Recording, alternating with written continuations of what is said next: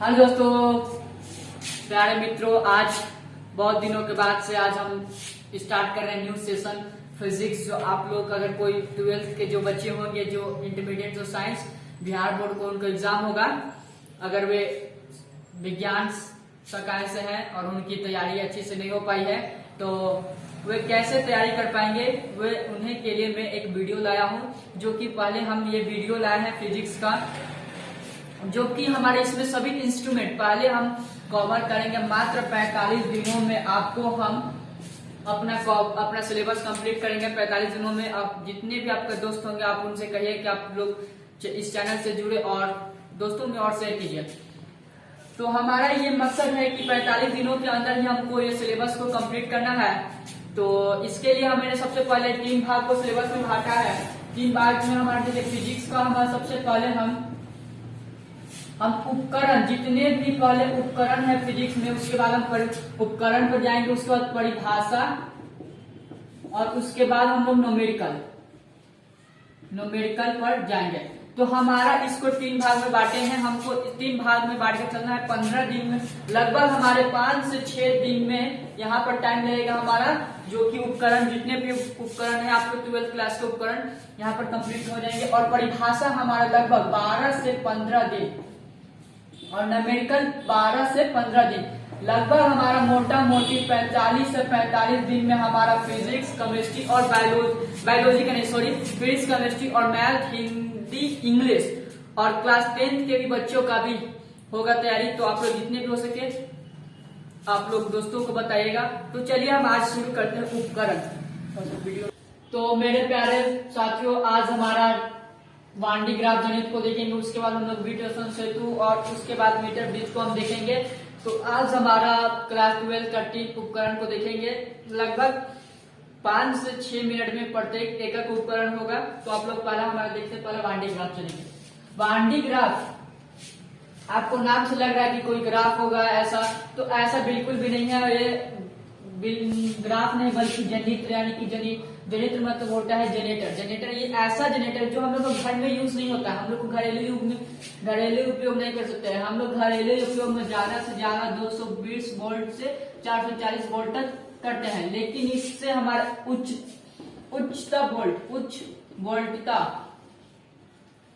वोल्टता ज्ञात की जा सकती है। लगभग कितना, 10 लाख तक वोल्टता ज्ञात की जा सकती है, वोल्टा ज्ञात कर देती है। तो हम देखिए, ये हमारा हुआ वांडी ग्राफ। तो सबसे पहले आप समझते हैं कि वांडी ग्राफ आगे है क्या।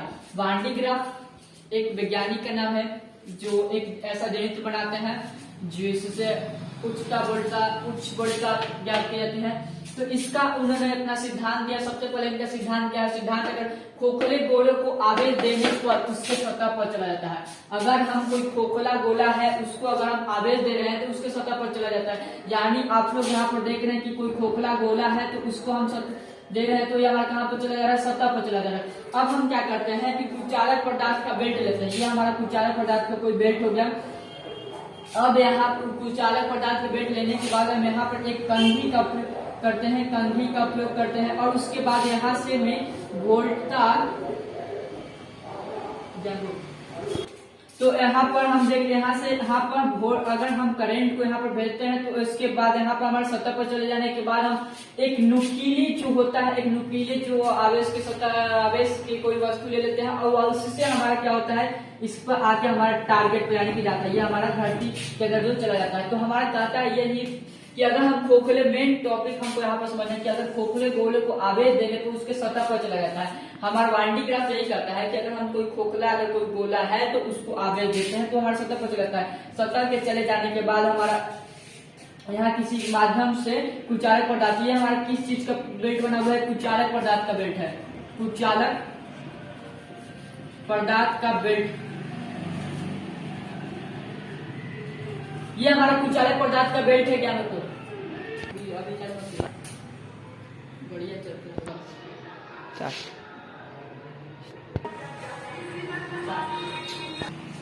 तो हम देखते हैं कि कुचालक पदार्थ का बेल्ट जो होता है इसका हम उपयोग करके एक घिरनी, ये हमारा क्या घिरनी है। उसके बाद हम ये हमारा नुकीले, अगर कोई नुकीले पदार्थ से अगर करते हैं तो इसका हमारा कहता है, देखिए हमारा क्या कहता है कि अगर खोखले गोले को आवेश देने पर उसके सतह पर चला जाता है, यानी इसके सतह पर जितने भी सरफेस पे ये हमारे जो है, अगर हम कोई गोला अगर है खोखला गोला, यानी कि ये नहीं कि आप उस ये हमारा क्या हो गया, ये जैसे कि आप देख रही है हमारा खोखला गोला नहीं, इसका जो घनत्व जो इसके चारों ओर का जो खोखला ये नहीं है, खोखला ये हम कह सकते हैं कि इसमें देखिए ये खोखला है। तो इस तरह से अगर आवेश देते हैं, अगर ऐसा वस्तु पर आवेश देते हैं तो उसके सतह पर चला जाता है, इसके यानी कि ये सरफेस पे ये आ जाता है।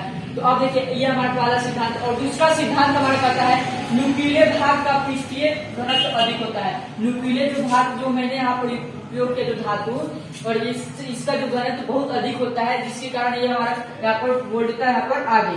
तो अब हम आगे देखते हैं कि वान डी ग्राफ से क्या क्या क्वेश्चन पूछे जाते हैं। आपको एक बार फिर से मैं बता देता हूँ वान डी ग्राफ आखिर है क्या सोल्यूशन का। ओके, तो अब फिर से हम चलते हैं, एक बार फिर से आपको रिवीजन करवाते हैं कि हमारा क्या है। देखिए वान डी ग्राफ ये है नहीं, बिल्कुल ये हमारा क्या है, जनरेटर यानी कि जनित्र है, और इससे हमारा उच्च वोल्टता, यानी कि ये आपको बहुत इंपॉर्टेंट है कि वान डी ग्राफ से क्या मापा जाता है, तो उच्च वोल्टता मापा जाता है। तो हमारा ये है, और इसको सिद्धांत हमारा क्या है, अगर खोखले गोले को अगर आवेश देते हैं तो उसके सतह पर चला जाता है। ये हमारा खोखला गोला है, इस पर आवेश अगर हम दे रहे हैं, कोई बाहर से अगर कोई आवेश, ये हमारे गिरने होगा, और इसके बाद यहाँ से हम आवेश दे रहे हैं तो इसके माध्यम से यहाँ पर एक कंघी के माध्यम से यहाँ पर पहुंचता है, और यहाँ से हम कोई एक नुकीला पदार्थ जैसे कि नुकीले धातु का उपयोग करके मैं यहाँ पर अपने जो टारगेट तक हम अपना करंट भेज सकते हैं। तो यही कहने का मतलब है कि और दूसरा हमारा कहता है नुकीले भाग का पृष्ठीय घनत्व अधिक होता है। इसका जो नुकीले जो धातु है, इसका पृष्ठीय घनत्व बहुत अधिक होता है, जिसके कारण ये हमारा करंट जो हमारा धरती यानी कि लक्ष्य तक हम पहुंचा सकते हैं। तो आप लोगों को क्लियर होगा। और हाँ, हमारा बेल्ट किसका होता है, कुचालक पदार्थ। तो बहुत से क्वेश्चन पूछ जाते हैं कि वान डी ग्राफ जनित्र में हमारा किसका बेल्ट होता है, तो कुचालक पदार्थ का। तो हम वान डी ग्राफ जनित्र से देखते हैं कि हमारा बहुत से प्रीवियस ऑब्जेक्टिव जो मुख्यतः पूछे जाते हैं। तो आप लोग को कुछ बताना है, अभी मैंने आपको बताया कि वान डी ग्राफ जनित्र एक ऐसी युक्ति है जो उत्पन्न करती है प्रतिवर्ती धारा ए, प्रतिवर्ती धारा बी, उच्च वोल्टता सी, उच्च विद्युत धारा या डी नल। तो आपका इसका राइट आंसर क्या होगा, इसका राइट आंसर यानी कि ऑप्शन बी यानी कि उच्च वोल्टता। मैंने अभी आपको बताया कि वान डी ग्राफ जनित्र एक युक्ति होता है जिससे उत्पन्न की जाती है उच्च वोल्टता, और लगभग 10 लाख तक हम लोग वोल्टता ज्ञात करते हैं। अब हमारा दूसरा क्वेश्चन देखते हैं, वान डी ग्राफ जनित्र में बेल्ट होती है। मैंने बताया था आपको कि वान डी ग्राफ जनित्र में बेल्ट किसकी होती है, आपको बताना है ऑप्शन ए धातु का, बी कुचालक पदार्थ का, सी अर्धचालक का, डी नल। तो इसका राइट आंसर क्या होगा दोस्तों, इसका राइट आंसर यानी कि ऑप्शन बी यानी कि कुचालक पदार्थ का। हमारा जो वान डी ग्राफ जो जनित्र में आप लोग देखे तो ये जो बेल्ट जो यहाँ से गिरने में जो लगा हुआ था, ये किस चीज का था, ये हमारा था कुचालक पदार्थ का। और हम तीसरा प्रश्न देखते हैं, खोखले गोले पर आवेश देने पर क्या होता है। यानी कि खोखले गोले को अगर आवेश देते हो तो इस पर क्या प्रभाव पड़ता है, सतह पर चला जाता है, प्रभाव नहीं दिखता है, सतह के अंदर चला जाता है, या डी नल। तो इसका राइट आंसर क्या होगा दोस्तों, इसका राइट आंसर यानी कि ऑप्शन यानी कि सतह पर चला जाता है। तो आपको ये सब ये वान डी ग्राफ जितने भी आपको इंपॉर्टेंट फैक्ट थे, क्योंकि मेरा ये आपका एक्सप्लेनेशन वीडियो नहीं है कि मैं आपको बहुत लंबा वीडियो में बना के बताऊं, ये आपका वन शॉट रिविजन है। अगर कोई बच्चे पढ़े हैं, थोड़ा सा पढ़े हैं, नहीं भी पढ़े हैं, कोई दिक्कत नहीं है, जब जाओ तब सवेरा। अभी से आप यहाँ पर इतना आप मेरे साथ रहते हैं तो आपको मैं दावे के साथ कह सकता हूँ कि आप फिजिक्स में 85 नंबर ला सकते हैं। तो अब फिर से हम एक बार रिकैप देख लेते हैं वान डी ग्राफ को, थोड़ा सा 2 लाइनों में मुख्यतः देख लेते हैं कि हमारा वान डी ग्राफ आखिर है क्या। वान डी ग्राफ एक वैज्ञानिक का नाम है, ये एक्चुअली ग्राफ है नहीं, ये एक जनरेटर है जो किसके लिए प्रयोग किया जाता है, जो अधिक उच्चतर वोल्ट के लिए प्रयोग किया जाता है। इसमें 10 लाख वोल्टता तक ज्ञात किया जाता है, 10 लाख वोल्टता। और इसका पहला हमारा सिद्धांत क्या है कि कोई अगर खोखले गोले पर आवेश देते हैं तो हमारे कहाँ चला जाता है, सतह पर चला जाता है। तो आखिर हमारा क्या कहते हैं कि खोखले गोले को अगर आवेश देते हैं तो हमारा सतह पर चला जाता है। दूसरा हमारा क्या है कि नुकीले पदार्थ का पृष्ठीय घनत्व अधिक होता है, ये हमारा इसका प्रिंसिपल होता है। उसके बाद हम जब फिगर बना लेंगे, उसके बाद फिगर को ऐसे लिख देंगे कि माना कि एक मैंने बेल्ट लिखा। आपको एग्जाम में ऐसे इस तरह से आपको करके आपको लाइन बहुत 6, 7, 8, 10 लाइन में लिख सकते हैं तो आपको नंबर भेज सकते। लेकिन जो मेन हमारा था सिद्धांत था और उसके बारे में था। तो अब आगे हम बढ़ते हैं मीटर ब्रिज की ओर। तो हम दूसरा टॉपिक हम देख रहे हैं ब्रिज स्टोन ब्रिज। हमारा बहुत ही इंपॉर्टेंट टॉपिक है हमारा bridge stone bridge. Bridge means होता है हमारा पुल। तो हम पहले समझते हैं ब्रिज स्टोन आखिर ब्रिज है क्या, इससे हम क्या ज्ञात करते हैं। इससे हम क्या ज्ञात करते हैं, अज्ञात प्रतिरोध। जी हाँ, हम इससे अज्ञात प्रतिरोध को ज्ञात करते हैं। ये विभव विभाजन के सिद्धांत पर कार्य करता है। किस पर कार्य करता है हमारा, ये विभव विभाजन के सिद्धांत पर कार्य करता है। देखिए मान लीजिए, देखिए ये आप फिगर दे रहे हैं, ये मान लीजिए पी क्यू आर और एस, ये हमारा और ये हमारा गैल्वेनोमीटर है। हम तीन को ऐड जोड़ कर सकते हैं।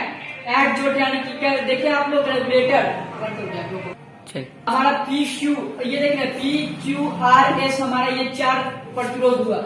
हम तीन यानी कि आप लोग देखे होंगे क्या उसको कंडक्शन कहते हैं, रेगुलेटर कहते हैं। आप इसको ऐड जोड़ कर सकते हैं। तब तक आप ऐड जोड़ कर सकते हैं कि धारा जब ये जो गैल्वेनोमीटर है कि धारा विक्षेपित ना हो।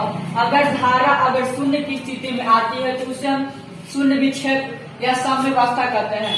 तो हम ये देखिए हमारा इससे अज्ञात प्रतिरोध, यहाँ पर नई फिगर समझ में आए तो हम यहाँ पे देखते हैं। यहाँ पर हमारा दिया 5 प्रतिरोध, यहाँ पर 10 प्रतिरोध, यहाँ पर 8 प्रतिरोध, आगे हमारा रह गया।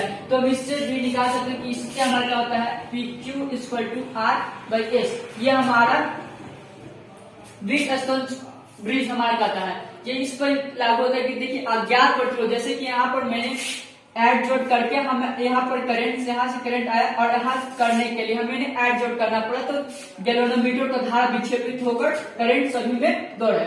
तो इस पर देखिए हमारा 5 प्रतिरोध, यहाँ पर 10 और 8 यहाँ पर। तो हम यहाँ से हम अज्ञात प्रतिरोध जैसे निकाल सकते हैं। ठीक है, वैल्यू कितना दिया 5 और क्यू का 10 और उसके बाद 8 दिया हुआ है और ये एक्स, ये एक्स हमारा। तो हम देख रहे हैं तो डायरेक्ट हम कर सकते हैं 5x इक्वल टू 80।